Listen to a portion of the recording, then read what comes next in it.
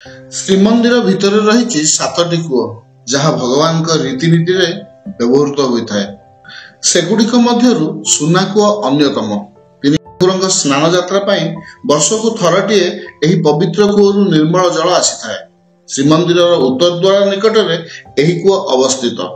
ଦ୍ୱିତୀୟଟି ହେଲା କୋଇଲି ବୈକୁଣ୍ଠ କୂଅ, ଯାହା କୋଇଲି ବୈକୁଣ୍ଠରେ ଅବସ୍ଥିତ।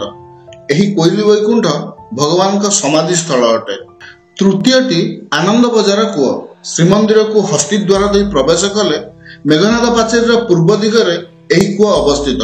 ଏହି କୂଅଟି କେବଳ ଆନନ୍ଦ ବଜାର ପାଇଁ ଉଦ୍ଦିଷ୍ଟ ଅଟେ। ଚତୁର୍ଥରେ ହେଲା ଗଙ୍ଗା କୂଅ। ରୋଷଘର ନିକଟରେ ଥିବା ଢିଙ୍କି ଘରର ପଶ୍ଚିମରେ ଏହି ଗଙ୍ଗା କୂଅ ଅବସ୍ଥିତ। ଆମେ ପାଉଥିବା ଭଗବାନଙ୍କର ଅନ୍ନପ୍ରସାଦ ଏହି କୂଅ ପାଣିରେ ହିଁ ପ୍ରସ୍ତୁତ ହୋଇଥାଏ। ପଞ୍ଚମରେ ହେଲା ରୋଷଘରର ଅନ୍ୟ ଏକ କୂଅ, ଯାହାର ନାମ ହେଉଛି ଯମୁନା କୂଅ, ଯାହା ଶ୍ରୀମନ୍ଦିରର ସବୁଠାରୁ ପ୍ରାଚୀନ କୂଅ ଅଟେ।